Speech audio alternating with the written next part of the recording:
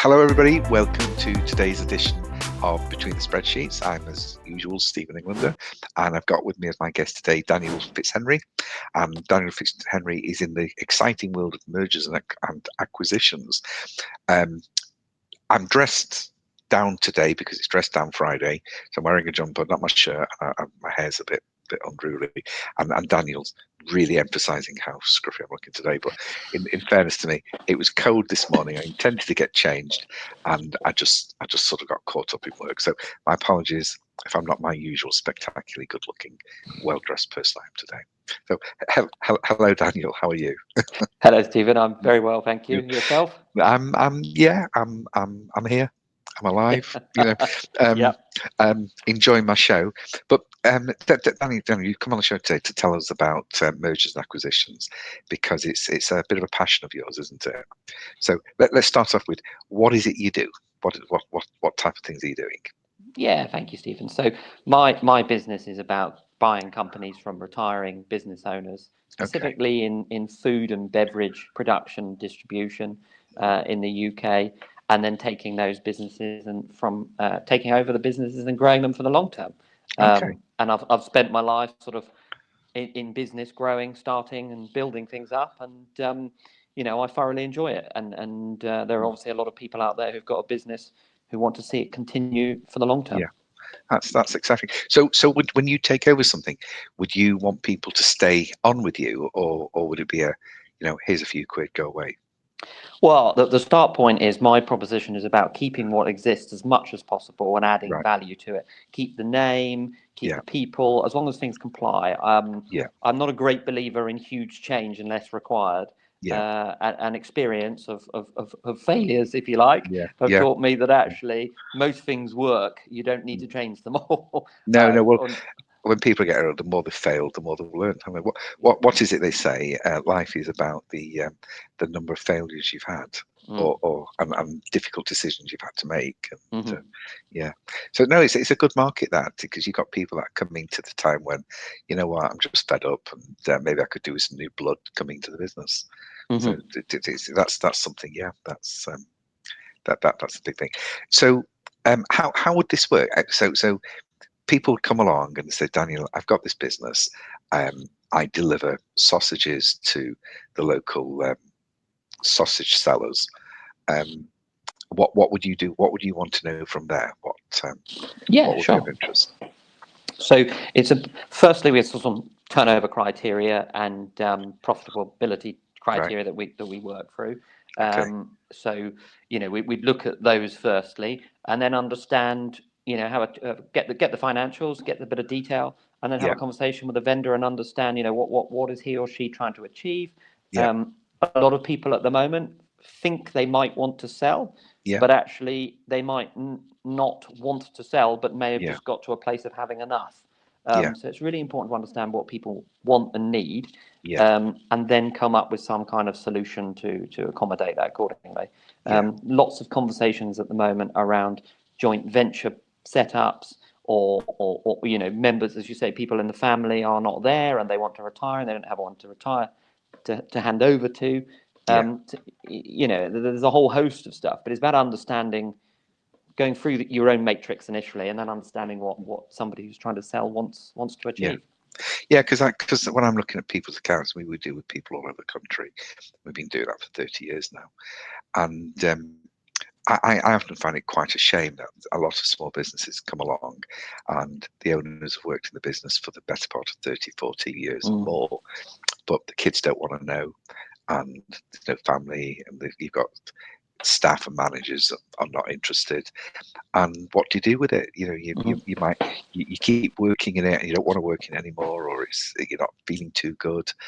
So what do you do with it? Because it's sometimes difficult to sell a business, not just because of COVID, but in small businesses have always been difficult to sell.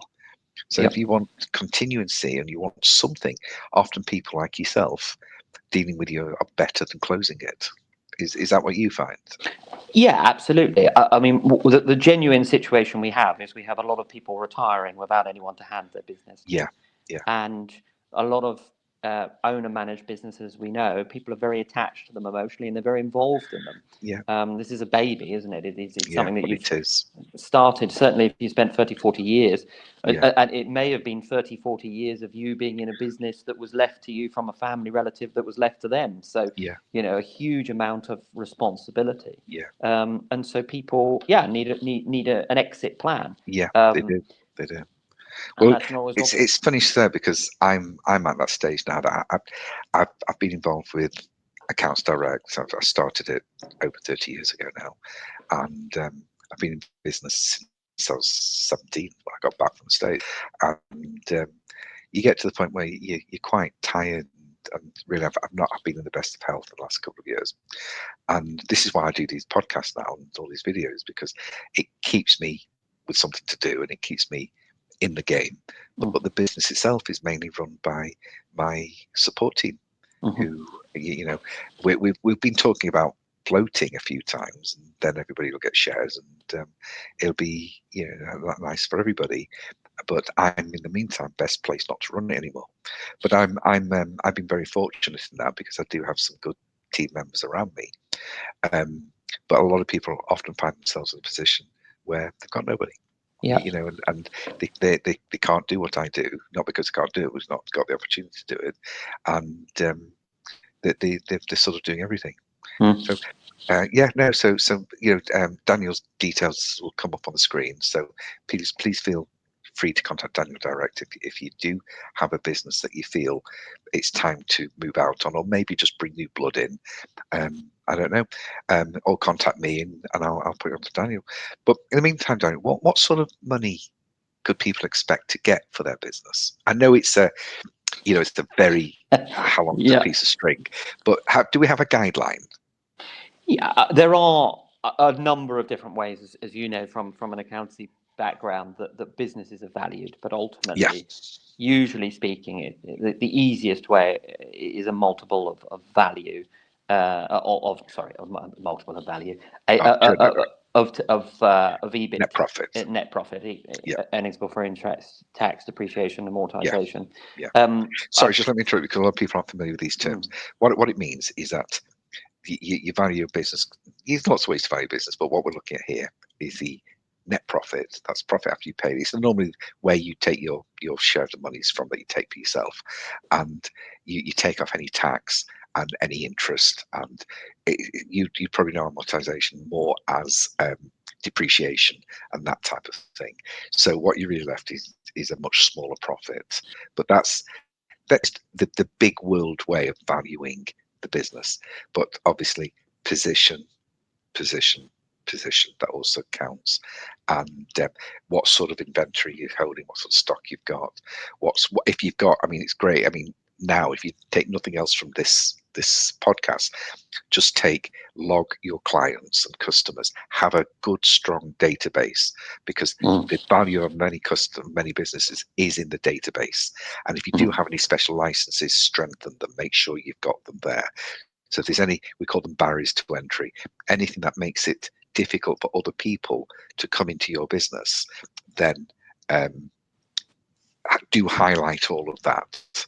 And that gives you the best chance of getting a better value for the business.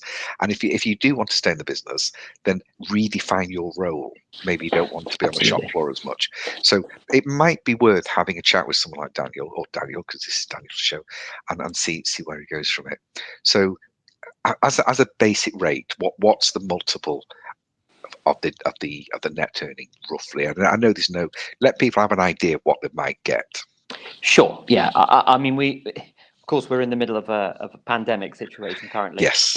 But generally speaking, things are anywhere at the moment. Multiples can be as low as 1.5 to up to 3 and 3.5, depending. And there are certain sectors that have higher multiples accordingly. I think what's really important, and I have sort of two other components side to my business, which is about teaching people how to do things and speaking on it too. Teaching them to do what? is teaching them how to grow their business. So what I'm focused on is I was hoping you were going to acquire. say make a decent cup of coffee, because this is awful, honestly. And I made it. I bought an espresso machine for that. There you go. That's what I Yeah, should have had. I outsourced it.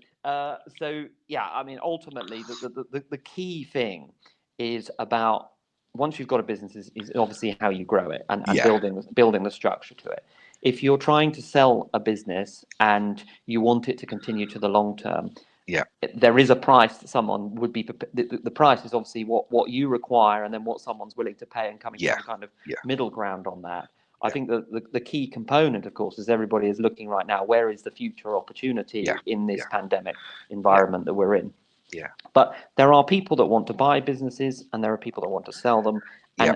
and the key factor is a sale doesn't necessarily mean to be you sell all of it. You could sell a Yeah. part of it. You could Yeah. do a joint venture. Yeah. There's a whole host of things that can be done.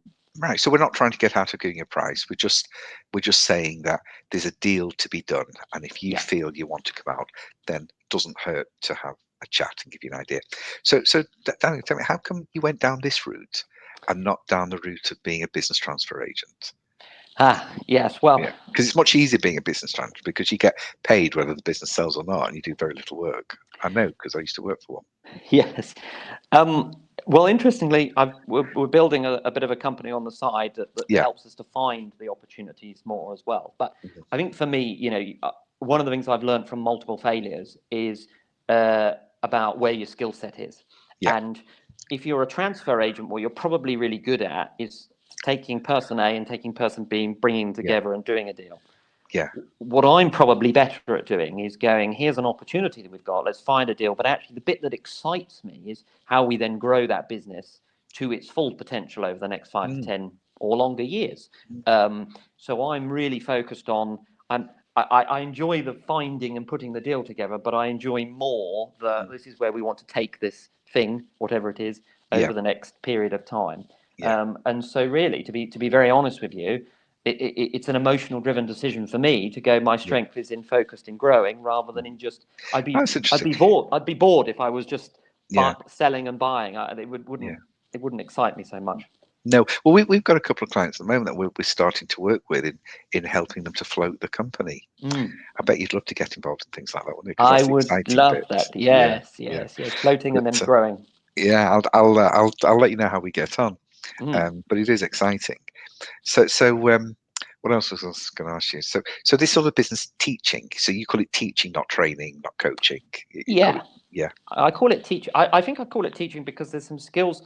There's whole definitions around all these things, isn't there? Yes. Around what's Yeah. what. But I think actually, principally in teaching, what you're doing is taking knowledge and giving it that other people might not have.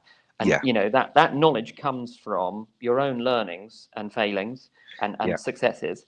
Yeah. And what I'm really trying to do, my vision or mission, if you like, is about creating environments where businesses, people flourish. And if you Okay. create a business environment, whether it's buying a company and then growing it, or you just have, there are people listening who have a company right now who aren't interested in selling, but are interested in growing.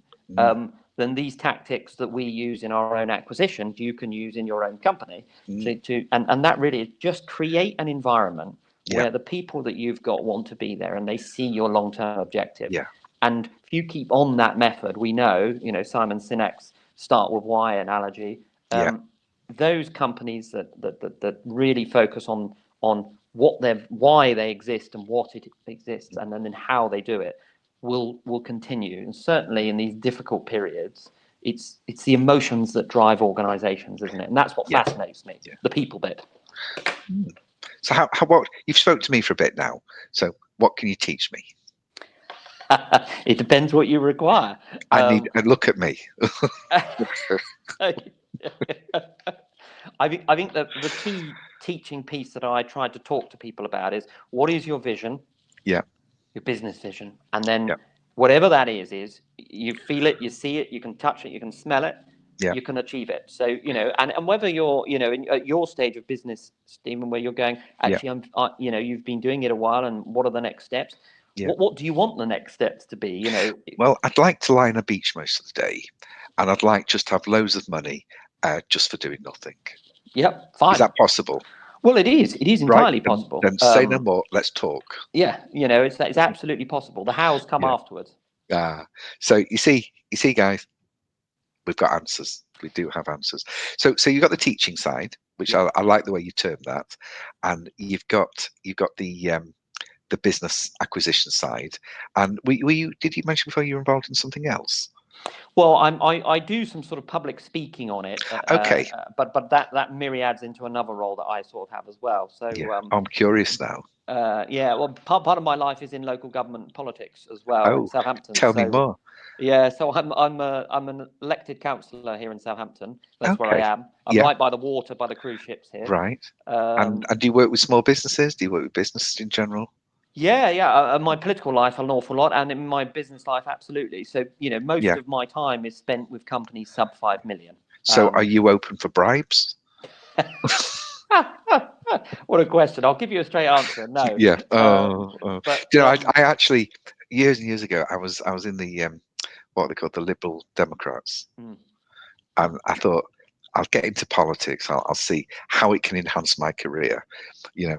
And I chose the wrong party because they were genuinely trying to help. They were really nice people. I thought this isn't going to get me anywhere. No one's going to take any bribery or any to advance my career. So I thought, they asked me if I wanted to run for the local ward, and I thought, you know what, I should have joined the Conservatives, honestly. So it's. I was talking to someone yesterday, and again, from a political point of view, it's about creating an environment of a place where yeah, people flourish. okay, yeah, And uh, there are so many good people in lots of different political parties and public yeah, life, in all different life, doing good things every day. And then you get all yes, the sort of colloquialisms of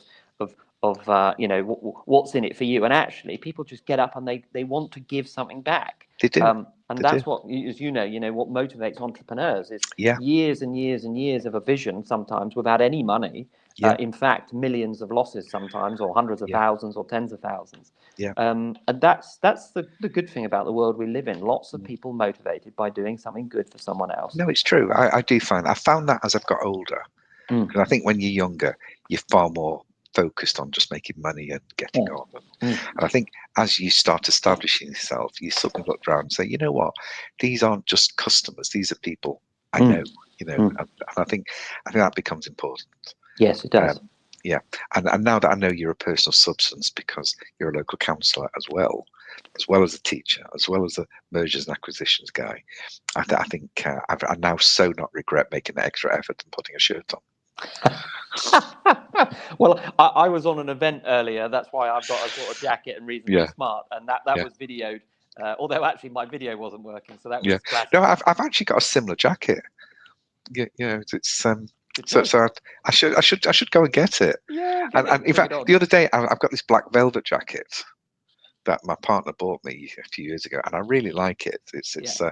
But everybody says to me, you look like an accountant in that jacket. And I don't know whether it's a compliment. I don't think it is. But when you just like something. But I should have worn my pinkish jacket, which is far smarter, and then we could have been twins. We could have been twins, Yeah, yeah. absolutely. So we're coming to the time that we've got to sign off. It's been lovely talking to you. Is there anything else you'd like to add before we go, apart from bye bye? I think thank you. It's been great to talk to you, Stephen. I think the key Thank thing you. I would say to anybody is if you've got a business or you're trying to start or you're trying to grow or whatever you're trying to Yeah, do now, there's a solution somewhere to help you. yeah, And you just need to find the right people, whoever they are, yeah, Stephen or myself or anybody that can help you. yeah, Just do that and crack on. yeah. Yeah, no, you know what? We're building a great crowd. We've got like we've now got Daniel. You know what he does. You've met Ches, who's our today I had someone on the phone saying thank you for referring to him because he's a stress counsellor, and she felt a lot better just by talking to him. We've got Great. Vicky over in Canada, who's a great she's great for all online stuff, and we've got now the ability to help people float the company so we can go from start to really grand exits. So here we are. So great. I look forward to working with you a bit more, Daniel. So And you. Thank you. thank you everybody for joining us. I'm signing off for Stephen Ngunda from Between the Spreadsheets. Don't forget to go to my YouTube channel, my YouTube page, and subscribe, and that way you'll get alerts to all our new videos and live show on a Thursday at 7. Thank you very much, and I'll see everybody soon. Bye bye. Thank you, everybody.